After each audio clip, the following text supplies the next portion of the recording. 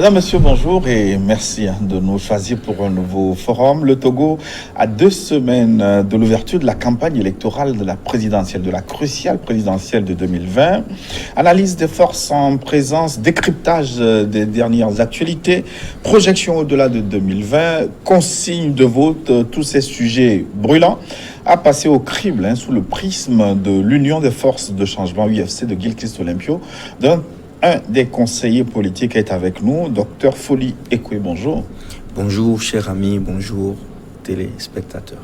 C'est un grand honneur de vous avoir sur notre plateau. Je vous en prie, l'honneur est le mien. Oui. Ce plateau dont vous êtes habitué, comme politologue, comme historien, mais aujourd'hui, vous avez la casquette politique. Tout à fait. Pour nous éclairer sur un certain nombre de sujets, notamment donc l'orientation de l'UFC, parti d'opposition au Togo par rapport à la présidentielle de 2020.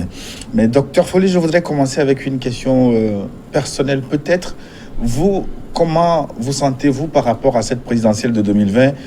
Personnellement, êtes-vous serein ou nerveux, stressé ou réservé ? Je peux dire que je cumule un peu tous ces traits que vous avez notés, mais de façon plus prépondérante, je dirais que je m'attends à une situation nouvelle, en ce sens. Pas nouvelle dans le sens d'une interruption de l'état dans lequel nous sommes. Nouvelle dans le sens qu'il y aura de nouvelles donnes, c'est-à-dire que l'échiquier politique sera bouleversé par cette compétition. Et vous le voyez déjà avec toute la campagne qui a été menée par Monseigneur Kodjo et le regroupement très inattendu de leaders d'opposition derrière M. Kodjo Agbeyome, qui hier était un lieutenant du RPT, aujourd'hui opposant. On se retrouve dans une situation où c'est comme si le peuple togolais devait choisir entre deux grandes options. L'option du radicalisme, d'un côté représenté par M. Jean-Pierre Fabre de l'ANC, et l'option de la modération, de la politique responsable modérée, représentée par M. Kodjo. Et donc, c'est une configuration toute nouvelle. Et nous sommes dans une situation de suspense. Ça, c'est si je prends en compte les considérations politiques, sociologiques concrètes. Mais si je décline un peu, ou je m'incline dans le sens de la numérologie ou de l'hermétisme, qui fait partie quand même des ressources auxquelles nous faisons recours quelquefois, nous voyons que le Togo connaît deux cycles importants, le cycle du 7 et le cycle du 3. Bien, le cycle du 3, 60, 63, le cycle du 7, 60, 67. Et ces deux cycles vont continuer par se chevaucher jusqu'en l'année 2020 qui correspondrait à un grand cycle de 3 par 10, c'est-à-dire 30 ans x 2, 60, 90, 90, 2020. Et un cycle mineur de 7 que, si qu'on avait le temps, ou si c'est qu'on faisait une émission sur de la numérologie, je me plairais à expliquer pourquoi le 2020 est encadré par un temps mineur du cycle du 7. D'ailleurs, ça ne vous échappera pas que nous sommes dans une configuration où la Cour constitutionnelle, qui va statuer, d'ailleurs, qui aujourd'hui a déjà publié la liste des candidats, a le nombre de 7. Au même moment, nous nous retrouvons devant 7 candidats. Donc déjà, dans la numérologie classique, vous retrouvez devant le 7-7, ce qui fait 14, ce qui fait 5, le chiffre de la suprématie, qui correspond d'ailleurs aux 77 jours aux États-Unis, après lesquels le président élu prête serment, qui correspondra aussi aux 77 délégués du ministre Doucet pour ce qui est du Haut Conseil de la diaspora, toujours le 14-5, et qui correspond finalement au quorum 5 qui doit être atteint par la Cour constitutionnelle, la CC, pour pouvoir travailler. Donc nous sommes toujours dans le monde des nombres impairs, donc de la science hermétique impair qui encadre ce processus. Je crois que nous sommes à un carrefour important. Et le fait que l'UFC n'ait pas eu de candidat n'est pas aussi anodin. Et peut-être nous aurons le temps de revenir là-dessus pour dire que les Togolais ne se précipitent pas et ne se croient pas à la fin du monde. Et nous sommes juste à un tournant qui va modifier la vie politique du pays tout en conservant les grands équilibres. Et nous aurons peut-être le temps de parler des grands équilibres. Ce que j'entends par les grands équilibres, les grandes institutions et les grandes forces motrices de l'État qui seront toujours en place. Permettez-moi de dire que, contrairement au discours d'un certain nombre de politiciens, la situation du Togo impose que toute alternance tienne compte de tous les acteurs. C'est-à-dire, quelquefois, nous nous étonnons de voir des gens qui tiennent un discours les positionnant à l'exclusive place de personnes qui sont intéressées au discours de l'alternance ou à la nécessité d'une alternance. Mais non, la question de l'alternance est une question nationale. Et je peux dire une question internationale. Si l'opposition est intéressée par l'alternance, que l'opposition dont nous faisons partie n'oublie jamais que le parti au pouvoir est plus intéressé encore par la mécanique de l'alternance. Et donc, nous avons plusieurs acceptions de l'alternance qui s'entrechoquent dans le pays. Il y a une acception qui est très populaire, que vous connaissez bien, qui aujourd'hui devient de plus en plus surannée. Il y a une acception qui est du parti au pouvoir, et vous l'aurez entendu en filigrane lorsque le chef de l'État, lors du congrès ou de la grande réunion politique qui a eu lieu à Thiévié, durant la crise de 2017, où il disait notamment que la situation, une grande partie de la solution du problème togolais se trouve au sein du parti UNIR. Peut-être les interlocuteurs, les auditeurs, les partenaires, les populations n'ont pas bien évalué la profondeur de ce qui est dit là. C'est-à-dire que on ne peut pas apporter une solution au problème général, national du Togo en faisant abstraction des forces motrices qui font mouvoir le parti UNIR. Nous, à l'UFC, nous sommes super conscients de cette réalité. Et c'est d'ailleurs la raison pour laquelle, depuis quelques années maintenant, le président national, J-Christ Olympio, a eu le courage, contre toute attente, de poser publiquement un diagnostic et une voie, l'alternance pacifique et éventuellement négociée au Togo. Négocier veut dire qu'il y a des partenaires aux tendances antagoniques qui doivent s'entendre pour créer et mettre en place la formule de l'alternance de façon négociée paisible. Je crois que c'est la voix d'un ange. Je suis persuadé, en tant que conseiller, que c'est la voix d'un ange qui a offert au Togo d'éviter une alternance par cataclysme, une alternance cataclysmique. Un peu comme nous le voyons dans plusieurs pays, au Libéria notamment, avec la tragédie de Samuel Doe. À côté de nous, ici, au Burkina, où le processus d'alternance n'est pas terminé, contrairement à ce que beaucoup disent, à ce que beaucoup croient. Alors, en Côte d'Ivoire, où on se croyait devant une démocratie apaisée, stabilisée, alors que le processus d'alternance cataclysmique de 2011, finalement, n'est pas terminé, puisqu'on voit des acteurs comme Guillaume Soro qui reviennent contre leurs anciens partenaires, en s'alliant à des acteurs comme Blé Goudé qui ont fait la CPI. Vous voyez que les alternances qui sont catastrophiques ne rassurent pas les pays et n'assurent pas la stabilité. Et nous, au Togo, aussi cocasse que cela puisse paraître, nous avons choisi une voie qui est celle de la compréhension mutuelle entre les acteurs. Personne ici ne peut être associé à un démon, ni personne à un ange. Dès lors que les acteurs ont compris ça, et que chaque partie se meut sur la base d'une logique raisonnante qui peut être défendue, alors il faut s'asseoir, il faut discuter pour trouver la formule de l'alternance. Nous sommes pour l'alternance pacifique, éventuellement négociée, en accord avec les partenaires d'UNIR et en accord avec toutes les autres forces politiques du pays. Votre prolégomène soulève en moi plusieurs questions, notamment une centrale sur l'alternance. Je vais vous la poser.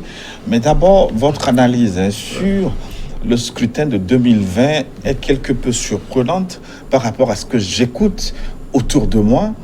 Parce que beaucoup semblent dire que les jeux sont faits d'avance, que nous allons tout droit vers la continuité. Mais vous semblez voir, au-delà de cette continuité, une nouvelle forme de vie qui va renaître après 2020. Bien sûr, vous allez m'excuser, nous avons une approche d'expertise. Et tous les experts de politique publique ou de droit constitutionnel, et je salue au passage les collègues, les enseignants de l'université de Lomé, avec qui il nous arrive de discuter, notamment le professeur et président de l'université, M. Dodi Kokoroko, et bien d'autres, notamment également professeur Massina, qui est aujourd'hui à la Cour constitutionnelle. Je les salue tous. On a une autre approche du processus politique. Lorsque je parle de bouleversement des équilibres dans la continuité, je fais recours à une ressource qui est celle-là de la gradation dans la continuité, des nuances dans la continuité. Aucune continuité, par définition, n'est statique. Les continuités sont toujours dynamiques. Et s'il y aura continuité, vous allez voir qu'il y aura un changement important, toujours dans la continuité, mais qui sera perceptible par tous les acteurs. Même l'acteur qui, ayant gagné, je prends par exemple le candidat du parti UNIR, qui est l'actuel chef d'État. En cas de victoire, cet acteur lui-même se rendra compte qu'il y a des modifications, il y aura des modifications à faire. Parce que l'élection va faire émerger une nouvelle classe d'hommes politiques, de nouveaux courants politiques. Je m'arrête ici un instant pour vous faire voir un cliché. 1998, Gilles Christ Olympio, à la tête d'un parti radical, gagne les élections techniquement, perd le pouvoir et se rendra favorable à l'accord cadre de 1999. Il réussira toutefois à bloquer la coopération, un seul homme, auprès de l'Union européenne pendant quelques années. Conclusion politique majeure. Au Togo, le vote des électeurs seuls ne suffit pas. Les gens peuvent nous critiquer quand nous faisons une telle analyse, mais nous savons ce que nous disons. Et à l'UFC, cette leçon est très bien comprise. Ceux qui continuent de croire le contraire et qui travaillent dans ce sens, dans le radicalisme, ils feront les frais de leur entêtement. 2003, 2005, changement général dans la continuité, justement. Le général Nassing Beyadema n'est plus. Le système RPT est resté en place. Vous allez me dire qu'il n'y a pas eu de changements dans ce pays. Je ne le dirai point. Il y a une continuité politique dans l'identité politique du parti qui gouverne le pays. Mais le modus operandi a changé. Je suivais sur YouTube, vous m'excusez l'exemple, le candidat Kodjo Agbeyome, qui a été reçu par votre collègue de la RTDS, qui disait que à l'époque du général Eyadema, quand le pays chauffait, et j'emploie ces termes, il demande quel est le secteur qui souffre plus. Ce sont les enseignants. Il les fait venir, il leur donne de l'argent. Si c'est les syndicats, il les fait venir, il leur donne de l'argent, ainsi de suite. Il réglait de cette façon très informelle les problèmes des catégories et des corporatismes. Bien, est-ce que cette pratique a toujours cours? Non. Il y a eu un changement. On a plutôt préféré mettre des fonds dans ce qu'on appelle par exemple le FNFI pour soutenir les bonnes dames. On a mis des fonds dans d'autres types de projets. C'est une autre façon de gouverner. Vous avez vu comment la diplomatie togolaise, à partir de 2005, avec le chaos qu'il y a eu au plan diplomatique, aussi bien au niveau de la CEDEAO qu'au plan plus international, comment la diplomatie a repris du poil de la bête. Et comment en quelques années, et il y a un excellent travail scientifique qui a été fait sur ça, en quelques années, le Togo est redevenu un pays rayonnant dans la sous-région, au point d'organiser un sommet conjoint de la CEDEAO de l'Union africaine, deux grands événements diplomatiques dans le pays. Alors, vous voyez qu'il y a un travail qui a été fait. Le pays a changé. Capter les radios. Je ne veux pas faire l'apologie. Je parle en tant que Togolais, qui reconnaît de façon pratique et pragmatique, concrète, objective, comme le dit souvent, ou l'a dit Auguste Comte, lorsqu'il donnait la méthode de la sociologie, où il disait que étudier les faits sociaux comme des objets. J'ai cette perspective en ce moment où je dis que les journalistes dans ce pays aujourd'hui ont la liberté de dire tout ce qu'ils veulent. Au temps du général Eyadema, ce n'était pas tout à fait possible.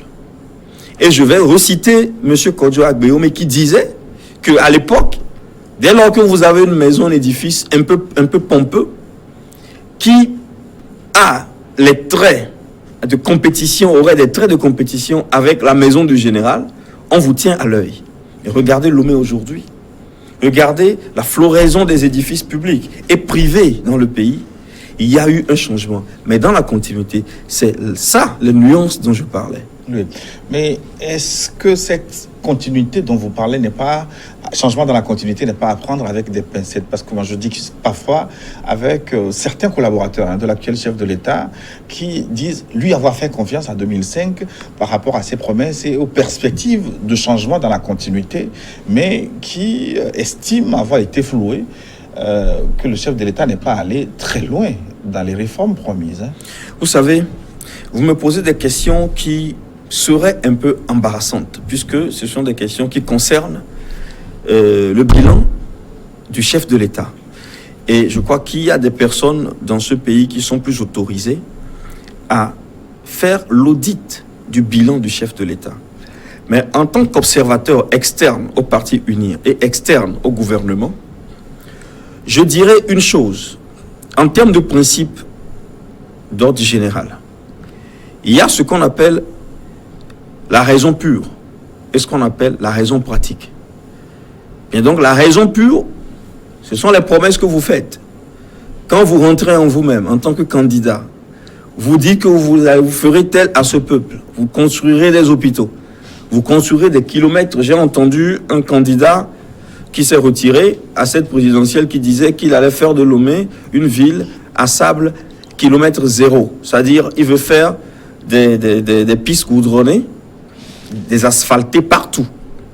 Alors, je crois que ce monsieur ne pourra jamais faire ça en 5 ans. Ça, c'est la raison pure. Nous qui vous parlons, nous avons signé un accord avec le RPT UNIA. Tous les termes de cet accord n'ont pas été scrupuleusement respectés parce qu'il y a eu des entraves dans la pratique. C'est un euphémisme parce que... Tout à fait, tout à fait. Vous êtes plus déçu que ça de l'application de l'accord? Non, et sur certains plans, il y a de la déception. Sur d'autres plans, il y a de la satisfaction. Et un bilan objectif se voudrait de relever les points de déception et les points de satisfaction. Alors je dis que dans la pratique, il y a les raisons ou la raison pratique. Et vous avez des entraves, ils sont inattendus. Et vous avez des collaborateurs qui vous disent non à un certain nombre de décisions que vous voulez prendre dans la gestion des politiques publiques. Et vous vous retrouvez devant un bilan qui est mitigé. Cela arrive à tous les chefs d'État dans ce monde. Cela arrive également au Togo.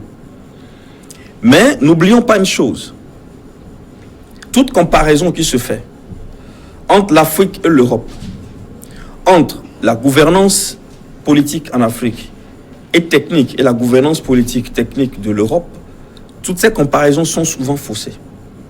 Pour une raison d'ordre cosmique, tout simplement, je me sens un peu en difficulté de devoir faire recours à des ressources qui ne sont pas tout à fait politiques pour expliquer des phénomènes politiques. Nous ne sommes pas dans les mêmes aires avec l'Europe. Verseau et Lion, c'est 2 aires différentes. Et nous avons des entraves dans notre développement qui ne sont pas les mêmes que les entraves des Européens. Du coup, je ne fais presque jamais de comparaison avec les systèmes européens. Et je crois que chaque pays a sa raison pratique. Et au fur et à mesure que cela évolue, en fonction des conjonctures des acteurs et des forces en présence, une réalité se dessine. On pourrait mieux faire. On pourrait mieux faire. L'histoire continue. De nouveaux acteurs émergeront Et peut-être les choses changeront telles que vous le voulez ou telles que l'autre le voudra. Mais je crois que lorsque je parle de changement dans la continuité, ce n'est pas une incantation. Il se peut qu'il y ait un changement dans le changement, ou qu'il y ait des changements dans la continuité. Le 22 février, le peuple togolais ira voter et les institutions qui sont autorisées et légitimées à recueillir et à traiter ce vote nous diront à un moment donné quel est le résultat, quel est l'aspect numérique de la volonté populaire. Je voudrais maintenant, docteur Folly, questionner votre référence politique théorique, si je peux l'appeler ainsi. Vous avez parlé d'alternance négociée plutôt que une alternance cataclysmique. Finalement, c'est difficile pour tout le monde à prononcer. Cataclysme. Cataclysmique. Voilà. Bon, on y est arrivé. Ouais. Alors, on peut vous répondre que cette alternance négociée a été essayée aussi avec beaucoup d'échecs. On a vu des pacifistes, des centristes vouloir négocier l'alternance. Je prends Edem Kodjo, par exemple, qui n'est pas allé très loin dans sa démarche. Je peux vous citer aussi un certain Agboibo Yaouvi du Comité d'action pour le renouveau, qui se situe dans une certaine mesure dans cette logique. Et si, même au-delà du Togo, cette alternance négociée en République démocratique du Congo, qui semble avoir du plomb dans l'aile aujourd'hui, si on met tous ces exemples dans le panier, est-ce qu'on peut dire aujourd'hui que votre référence politique théorique là est la panacée pour sortir le Togo de l'ornière? Nous sommes super convaincus que c'est la méthode pour le Togo. Pourquoi ça n'a pas marché avant? Cela n'a jamais été essayé. Vous avez cité Edem Kodjo qui s'est retiré de la présidentielle au début du processus démocratique. Il s'est retiré au dernier moment. Il n'a jamais été au bout, comme vous le dites. Mais qui a été Premier ministre pendant un temps, avec sa méthode, pas de confrontation. Il est quand même policier dans tout ce qu'il fait, Edem Kodjo. Bien sûr, il a été Premier ministre dans un environnement où l'informel prenait le pas sur le formel.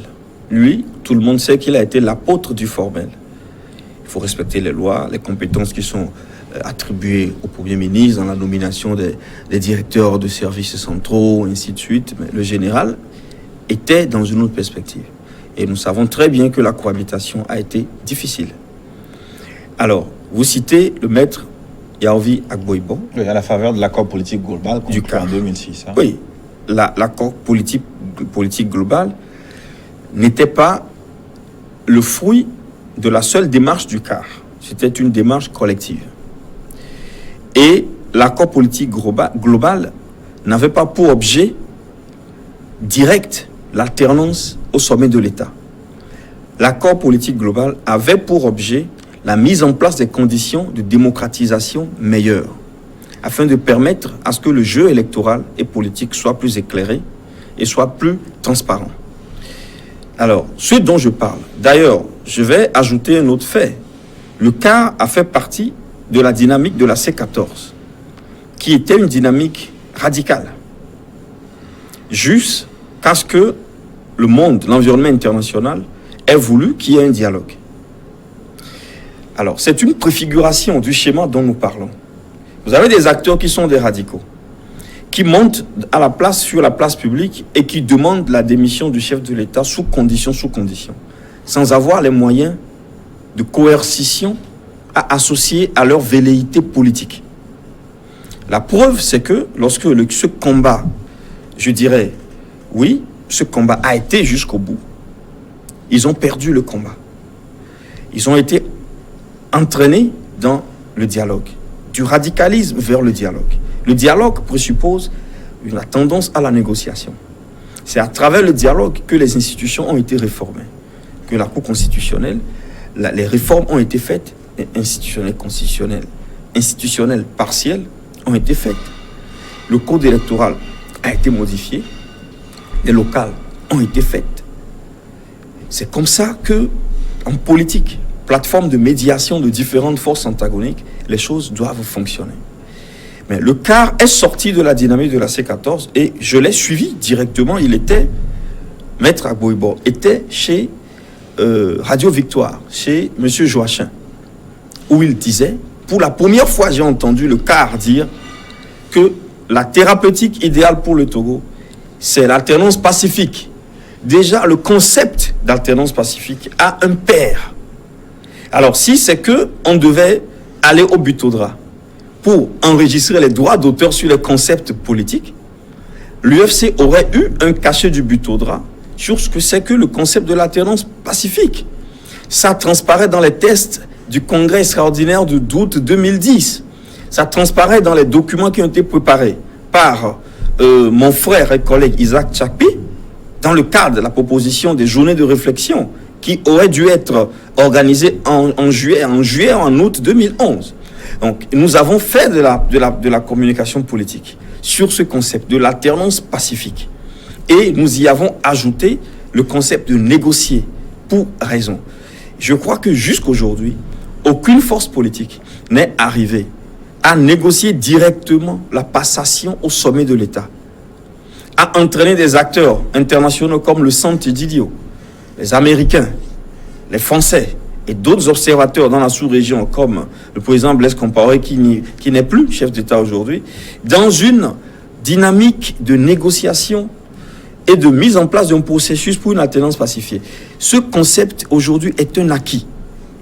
Et nous proposons d'ailleurs à l'ensemble des forces politiques, en tant que chef de file de l'opposition, un congrès multilatéral ou une conférence de réflexion multilatérale où nous allons pondre un code d'éthique politique auquel tous les acteurs vont se conformer. C'est-à-dire qu'au Togo, on ne fait plus ça. On ne fait plus ceci dans la lutte politique. On ne recourt pas à tel type de violence. On ne peut plus faire ça. Ce sont des mesures qui nous permettront de pacifier la pratique de la vie politique. Je crois que nous sommes dans ce processus. Vous avez vu aujourd'hui, dans l'opinion, ce qui est réservé, ou le sort qui est réservé à un parti radical comme l'ANC. Je ne parlerai pas au nom de l'ANC, mais comme observateur, j'ai vu qu'à l'intérieur du pays, notamment vers le nord, l'ANC a été huée pour la première fois depuis des décennies, 2 décennies, une décennie je crois. Et quand vous allez sur les toiles, le monde social, ce qu'on appelle les socials de la diaspora, Facebook, Instagram, WhatsApp, Zoom, ainsi de suite, vous découvrez que les diasporiens, la plupart, veulent apporter leur soutien à M. Kodjo Agbeomé. Pour quelle raison? J'ai lu des tests et j'étais étonné de lire des gens dire « Monsieur Kodjo Agbeomé, le peuple togolais vous pardonne, vous êtes l'homme de la situation », ainsi de suite. Même si on peut lire le contraire aussi. Hein. Bien sûr, on lit le contraire, mais cette facilité que des gens ont eue de dire des choses pareilles, il y a de cela quelques années, en tout cas avant l'expérience de la C14, où le radicalisme a été enterré, je crois, on ne pouvait pas lire ce genre de choses. Je crois que ce n'est pas M. Kodjo qui est le point focal. Je crois qu'il représente symboliquement le rejet du symbolisme que représente le radicalisme. Et si l'ANC ne fait pas attention, dans quelques mois, si la focalisation radicaliste qui se fait autour d'elle continue, vu que le radicalisme est en passe d'être évacué de la politique togolaise, elle finira par être un parti décidément périphérique. Alors, c'est une grande leçon pour tous les acteurs politiques au Togo, que nous souhaitons que tous ceux qui rentrent en politique parlent un langage de paix et aillent vers ce qu'on appelle les solutions négociées pacifiées. Le pays appartient à tout le monde. Je crois que dans cette perspective, dans cette veine de l'action, nous pouvons arriver à trouver une solution aux problèmes que nous avons. Vous disiez tantôt que l'approche de la solution négociée était un acquis, mais on peut vous rétorquer qu'en 2018, par exemple, au plus fort de la crise sociopolitique que le Togo a connue, le président national de l'UFC, Gilkis Olympio, a fait une sortie très remarquée durant laquelle il a apporté ouvertement son soutien, sa solidarité à ceux qui étaient dans la rue. Je peux vous dire qu'il y a eu misunderstanding, c'est-à-dire une mauvaise interprétation du discours du président Gilkis Olympio. Alors, nous sommes en politique. Avant d'affirmer qu'il y a un soutien politique manifeste, il faut qu'il y ait eu des négociations. Parce que les discours politiques ont leur sens. La C14 et l'UFC n'ont jamais eu un document négocié ou un entretien de négociation où le président Guy-Christ Olympio donne son soutien à la C14. Événement hypothétique, conjecturel, après lequel il aurait fait ce discours. Non. Le discours du 28 novembre 2017 s'inscrit dans une réflexion dichotomique qui met en place, d'un côté, les pouvoirs forts, de l'autre côté, les gémissements d'un peuple qui, même si ces gémissements ne sont pas raisonnés, ne sont pas raisonnables, doivent être pris en compte. Je m'explique. Vous avez des enfants qui vous disent que vous devez leur apporter, chaque fois que vous rentrez, vous, du service, des jouets. Bien, vous avez commencé lundi, mardi, mercredi, jeudi, vendredi, chaque soir, vous apportez des jouets. Mais le samedi, vous ne l'avez pas apporté. Ils commencent par taper sur par faire du bruit à la maison. Et ils crient sur vous. Logiquement, leur revendication, en tant que père de famille, vous ne pouvez pas accepter. Mais vous devez tenir compte du fait que des gens crient. Peut-être les appeler, discuter avec eux. Je crois que c'était le sens du message de Guy-Christ Olympio, disant au président Faure Gnassingbé, fais attention à ce peuple qui parle. Écoute le peuple qui parle. Va voir ce qu'ils veulent dire. Rencontre-les. Et essaie de trouver une solution à leurs revendications. Il est clair que dans un pays où il y a une constitution, on ne peut pas demander à un chef de l'État de quitter. C'est-à-dire, le président Guy-Christ Olympio n'aurait jamais pu penser, ni dire à son partenaire, Faure Gnassingbé, d'écouter, c'est-à-dire la réclamation populaire de sa démission et d'accepter, cela aurait été un discours anticonstitutionnel, séditionniste, insurrectionnel, irresponsable politique. Ce n'est pas ça le sens du discours de Guy-Christ Olympio. C'était, écoute, même un dialogue est possible. Nous étions en 2017. Et je vous rappelle que quelques présidents de partis dans la mouvance de la C14 sont venus le rencontrer à Accra. Il leur a dit la même chose. Le radicalisme, ce jusqu'au boutisme ne vous apportera rien. Inscrivez-vous dans une perspective des réformes des institutions, de la réforme des tests. Et alors que le jeu politique électoral est clarifié, vous gagnerez si vous avez pris toutes les précautions.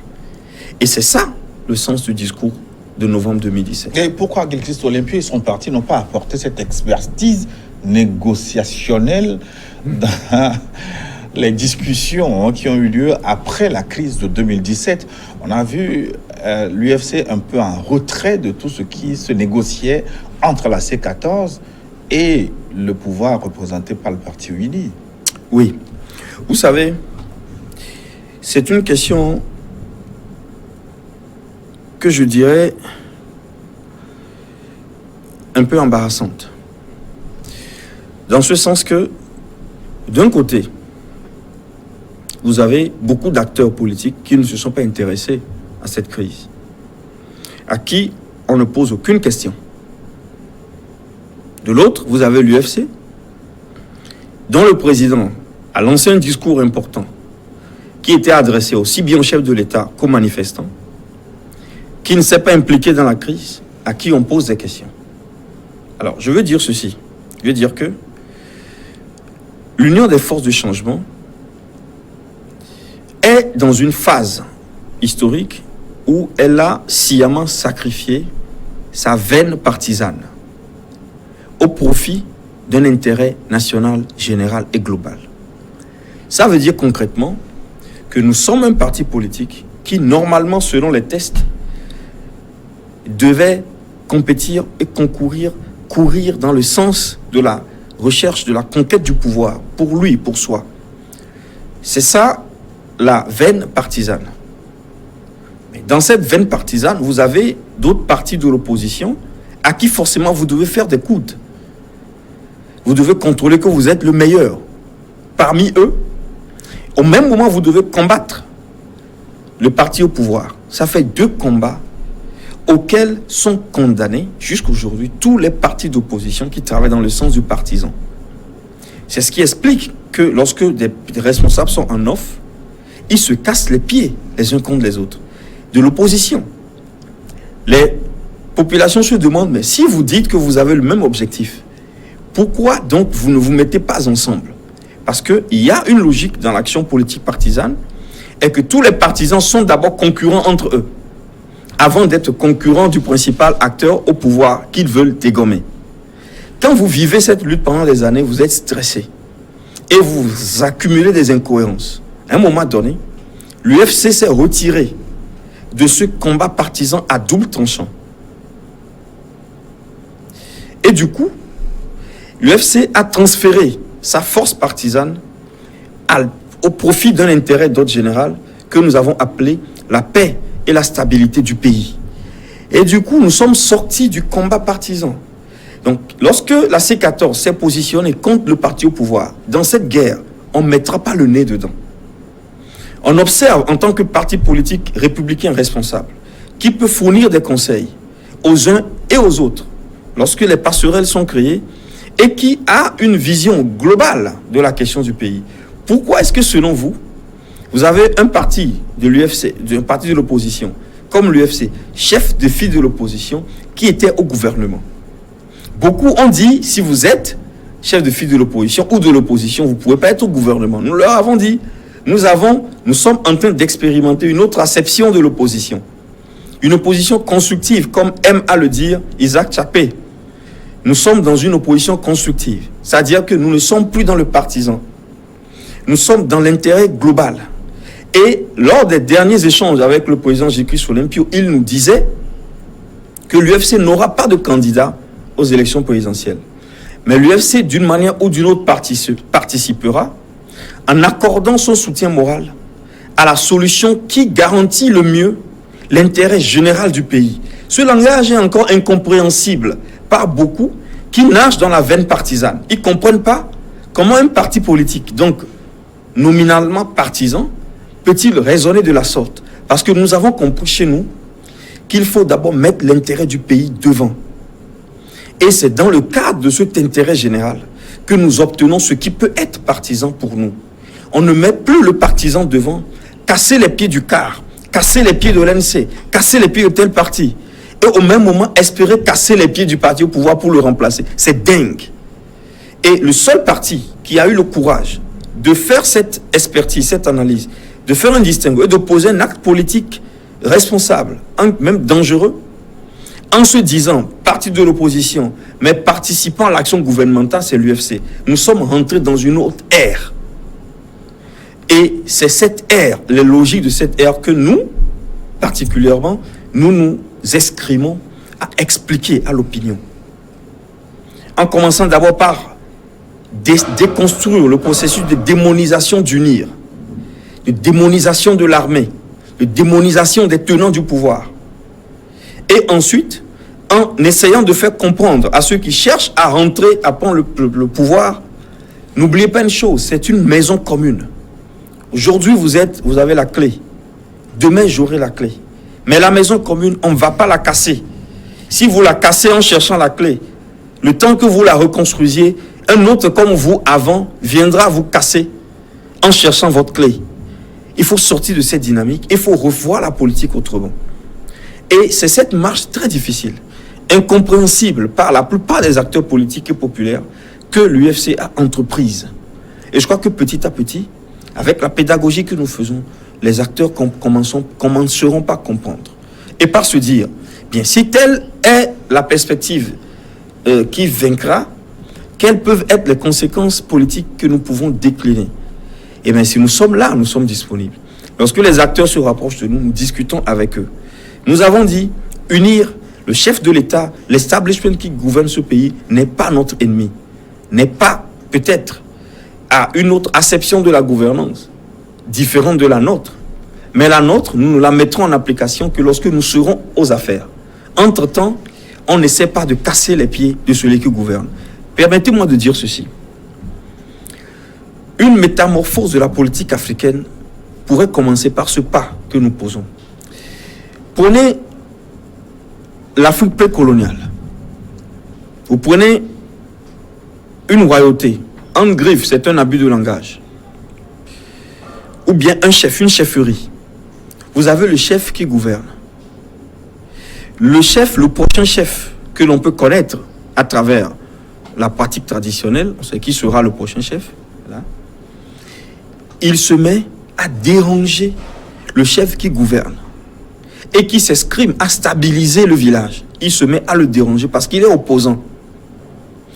C'est cette chose incompréhensible du point de vue négro-africain que nous avons introduit maladroitement dans le processus de multilatéralisation de la politique en 90. Et du coup, les acteurs sont rentrés dans une névrose où ils ne font plus de distinguo entre ce qui est républicain, ce qui est commun et ce qui est personnel et partisan. Et je suis désolé, il va falloir qu'on éduque les acteurs politiques. Et il y a beaucoup de programmes de l'étranger qui éduquent les jeunes dans la politique, notamment le programme PIPA et bien d'autres comme le PROSEMA, ainsi de suite, où on enseigne aux gens qu'il faut distinguer entre la couronne du roi et le roi. Il faut distinguer entre le pays et les acteurs qui veulent le gouverner. Voilà plus ou moins les tendances théoriques, politiques, qui fondent l'action politique de l'UFC et qui fondent un peu la communication que nous faisons. Et plus concrètement, cela veut dire quoi exactement? Je vous pose une question simple. Entre UNIR et les autres forces, la C14, l'ANC par exemple, de quel côté balance le cœur de l'UFC? Justement, l'UFC ne se positionne plus du point de vue partisan, partant de soi en tant que sujet et arrivant aux autres en tant qu'objet. Si nous-mêmes, nous avons fait dos à la tendance partisane, nous ne nous positionnons pas par rapport aux arguments partisans. Nous disons ceci. ANC, CAR, Kodjo Agbeyome, avec tout son groupe, la santé du peuple, de Georges Kouessan, UNIR, ainsi de suite, ils sont les acteurs qui ont une acception du pays, qui veulent défendre, à travers une compétition électorale. Ils sont libres. À un moment donné, l'UFC verra quelle est la tendance politique qui garantit plus la stabilité, la sécurité et le développement durable pour le pays. Et sur la base de cette conception, donnera son soutien moral. Vous dites, à un moment donné, nous sommes à 2 semaines de l'ouverture de la campagne électorale. Oui. À quel moment allez-vous donner cette consigne de vote? Alors, le problème de consigne de vote, vous m'excusez, Oui. se pose aussi. Mais j'aimerais dire que la consigne de vote n'est pas une évidence en politique. C'est-à-dire, ce n'est pas parce qu'il y a une élection qu'il faut donner une consigne de vote. Maintenant, la consigne de vote devient, moi, une évidence dans un schéma politique où les votes sont monnayables. Il y a ce qu'on appelle aujourd'hui le marketing politique, tropicalisé à l'africaine, où, écoutez, donnez, je vote pour vous. Nous avons fait l'expérience dans un contexte pareil. Le consigne de vote ou les consignes de vote deviennent juste un acte, des actes politiques. Ne sont plus des actes techniques. Si vous donnez une consigne de vote globale à vos partisans, écoutez, votez pour le candidat de UNIR, ou bien votez pour le candidat de Kodjo Agbeyome, ou bien Georges Kouessan, ou bien professeur Wolu, ou bien Professeur Goguet ou Tchassona ou Jean-Pierre Fabre. Bien, vous avez donné une consigne. Maintenant, dans l'isoloir, votre partisan, dont vous n'êtes même pas sûr qu'il est votre partisan, ce qu'il vote, vous ne pouvez pas savoir. Le vote est personnel. Du coup, la pratique des consignes de vote, c'est une pratique politique. Juste pour dire aux gens, je penche vers tel. Pas pour dire aux partisans, votez tel. Si vous me suivez. De ce point de vue, avant qu'il y ait consigne de vote, vous conviendrez avec moi qu'il faut qu'il y ait rapprochement de la part d'une tête de liste. L'UFC est là. Nous avons un accord de partenariat politique avec UNIR, qui constitue un partenaire privilégié pour nous. Nous sommes devant une compétition électorale. Du coup, nous avons une certaine marge de liberté.